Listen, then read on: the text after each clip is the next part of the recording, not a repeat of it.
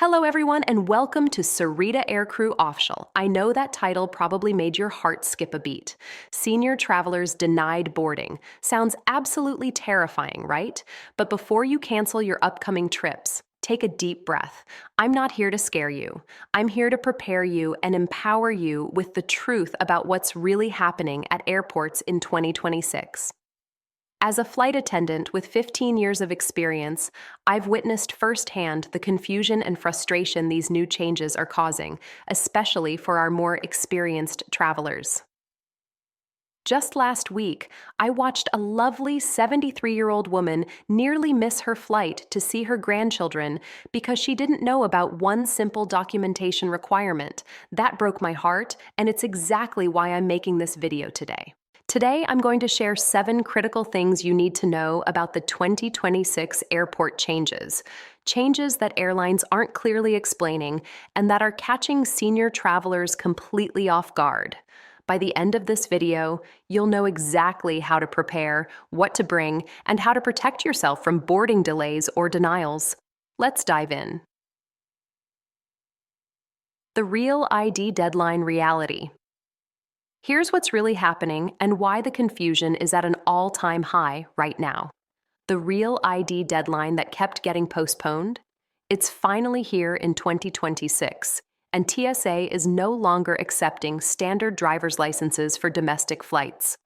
Now, here's what most people don't realize. This is hitting senior travelers particularly hard, and here's why. In my experience, many of our older passengers renewed their driver's licenses years ago and assumed they were good to go. But here's the thing. If your license doesn't have that little star in the upper right corner, TSA will turn you away from the security checkpoint. Period.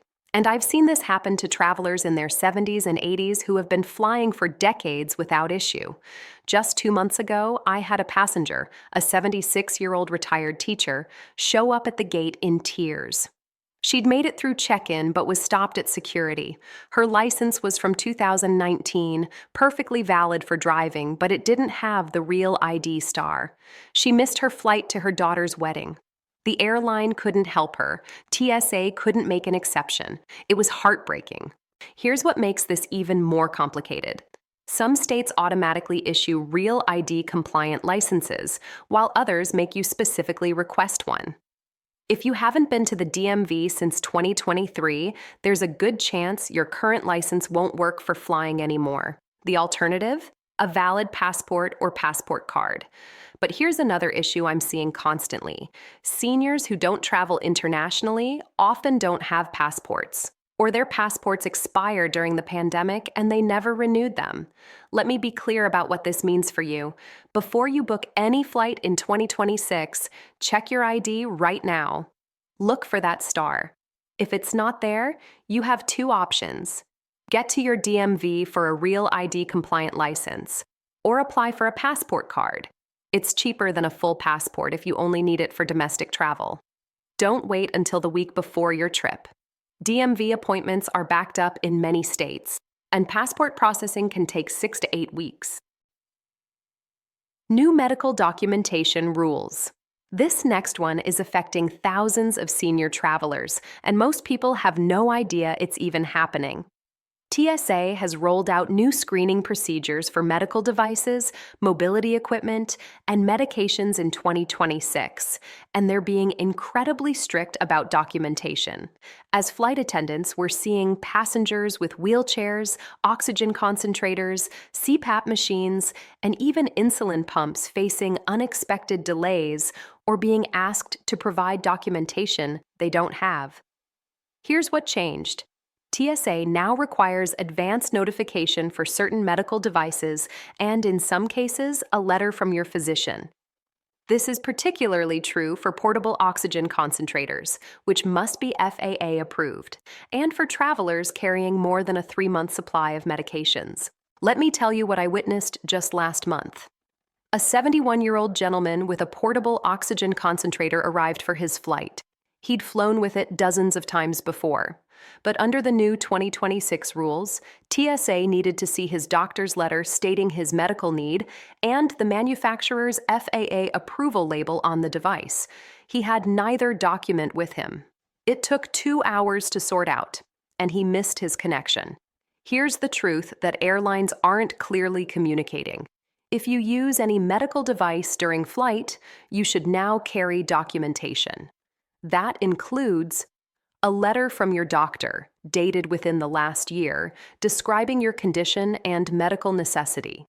Device specifications showing FAA approval for anything battery-powered. Medication lists with prescription labels matching the passenger's name. For insulin or injectable medications, carry them in original pharmacy packaging. Now, I know what you're thinking. I've been flying with my CPAP for 10 years without any paperwork. I believe you, but TSA's approach has fundamentally changed in 2026. They're prioritizing security over convenience, and medical equipment is receiving heightened scrutiny. Here's my insider tip. Call your doctor's office 2 weeks before travel and request a fitness to fly or medical device letter. Most offices have templates for this now. Make 2 copies, one for your carry-on, one in your checked bag. Take photos of the letters on your phone as backup. This 15-minute task could save you hours of stress at the airport.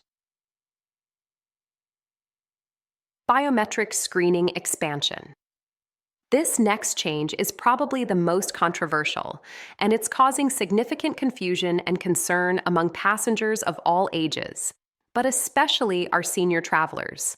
Facial recognition technology and biometric screening have expanded to over 400 U.S. airports in 2026. TSA is using facial scans to verify identity at security checkpoints, and many airlines are using them at boarding gates. Now, here's what's causing problems. The technology isn't perfect, and there's a lot of misinformation floating around about whether you can opt out. Let me break down what's really happening. First, yes, you can opt out of facial recognition. It's your legal right. But, and this is important, opting out often means longer wait times because you'll go through traditional document verification instead. I've seen opt-out passengers wait an extra 20-30 minutes during busy periods. Second, the facial recognition technology struggles with certain demographics. Studies show it's less accurate for people over 65, particularly those with age-related skin changes, glasses, or certain medical conditions affecting facial features. I've personally witnessed elderly passengers have to remove glasses, hats, and even smile or frown repeatedly to get the system to recognize them. It's frustrating and, frankly, a bit undignified. Here's what most passengers don't know. If you've had significant recent changes to your appearance, maybe you've lost weight due to illness, had facial surgery, or your hairstyle is dramatically different from your ID photo, the system may flag you for additional screening. This means extra time and extra scrutiny. One of my regular passengers, a wonderful 68-year-old woman who'd beaten cancer, couldn't get through the facial recognition system because her ID photo was from before her treatment. Her face had changed. She stood there for 15 minutes while they tried multiple angles, and she told me afterward how embarrassed and exposed she felt. My advice? If you're uncomfortable with facial recognition, practice saying clearly and politely, "I'd like to opt out of biometric screening, please." You don't need to give a reason. They should direct you to traditional verification. Just budget extra time. Arrive at the airport 30-45 minutes earlier than you normally would. Also, if your appearance has changed significantly since your ID photo was taken, consider getting it updated before you fly. I know it's an inconvenience, but it's better than dealing with security delays or, worst case, being flagged for additional questioning. For check changes nobody told you about, if you have TSA PreCheck, pay close attention to this section, because there have been significant changes in 2026 that are catching even frequent flyers by surprise. Here's what changed. TSA PreCheck enrollment now expires after 4 years instead of 5, and the renewal process has become more stringent. But here's the real kicker. If you're over 75, you now need to renew in person with updated documentation instead of renewing online. Let me tell you why this is causing chaos. Many senior travelers enrolled in PreCheck years ago specifically for the convenience, keeping shoes on, leaving laptops in bags, faster screening. But TSA rolled out this age-based in-person renewal requirement quietly, and thousands of older travelers are showing up at airports with expired PreCheck memberships without realizing it. Last Tuesday, I watched a 78-year-old frequent flyer get pulled out of the PreCheck line because his membership had expired 3 weeks earlier. He'd received an email about renewal, but assumed he could do it online like always. He couldn't. He had to go through standard security, which took 45 minutes during the morning rush. He was visibly shaken. Here's the insider truth. TSA says this is for enhanced security verification for older applicants, but between you and me, it feels like age discrimination to a lot of the senior passengers I talk to. Regardless of how we feel about it, it's the current policy. If you're over 75 with PreCheck, check your expiration date right now. It's on your known traveler number documentation. If you're expiring within the next 6 months, schedule your in-person renewal appointment immediately. Some airports have wait times of 4 to 6 weeks for renewal appointments. Also, be aware that the renewal now costs $78 instead of the old $70 fee, and you'll need to bring 2 forms of identification: your real ID compliant license or passport, plus another document like a birth certificate or social security card. One more thing that's catching people off guard. If you have any medical devices or mobility needs, mention them during your PreCheck renewal. There's a new notation they can add to your profile that helps expedite screening for travelers with medical equipment. The boarding priority shakeup. This next change has caused more arguments and upset passengers than almost anything else I've dealt with in 2026. Airlines have dramatically revised their early boarding policies for passengers requiring assistance, and it's creating real problems for older travelers who have legitimate mobility needs. Here's what's happening. Several major airlines have eliminated or severely restricted pre-boarding for passengers who need extra time or assistance. Let me be crystal clear about what I'm seeing. Passengers who are 70 plus with canes, walkers, or who simply move more slowly are now being told they can only board with their assigned group unless they have a wheelchair or documented mobility disability. That vague phrase, documented, is the problem. Here's a real example from last week. A 74-year-old woman with arthritis and a cane arrived at my gate. She'd always pre-boarded on previous flights to give herself time to stow her bag and settle in without the rush of other passengers. But our new policy required her to show medical documentation of her condition to qualify for pre-boarding. She didn't have any paperwork with her. Why would she? She has a cane. Her disability is visible. After some back and forth, we did allow her to pre-board, but she was in tears from the stress and embarrassment of having to advocate for herself. It shouldn't be this difficult. Here's what's really happening behind the scenes. Airlines are cracking down because they claim too many passengers were abusing pre-boarding privileges. That may be true for some people, but the new policies are penalizing passengers with genuine needs. My advice for senior travelers: if you have any mobility concerns, knee problems, balance issues, or conditions that make boarding stressful, request a wheelchair when you book your flight. I know some of you might feel like you don't need one or that it's taking resources from someone who really needs it. But here's the truth. Requesting a wheelchair guarantees you pre-boarding rights and assistance getting to the gate. It's not about whether you can walk, it's about reducing your stress and protecting your right to board comfortably. Also, if you prefer not to use a wheelchair, carry a letter from your doctor stating your mobility condition. It shouldn't be necessary, but it's your insurance policy against being denied pre-boarding.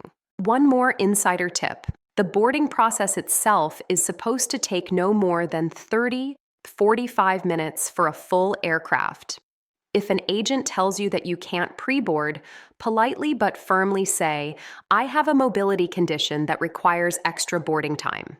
I'd like to speak with a supervisor, please."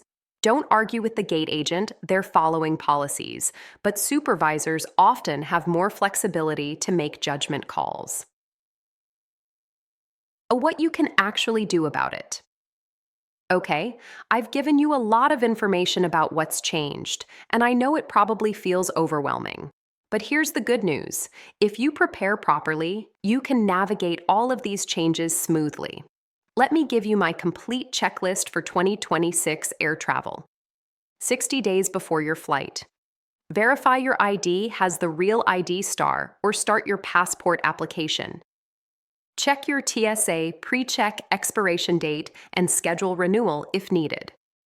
Contact your doctor's office for any medical device or mobility letters. Review your airline's current boarding policies on their website 30 days before your flight. Confirm your prescription medications are in original labeled containers. Make photocopies of all medical letters and device documentation.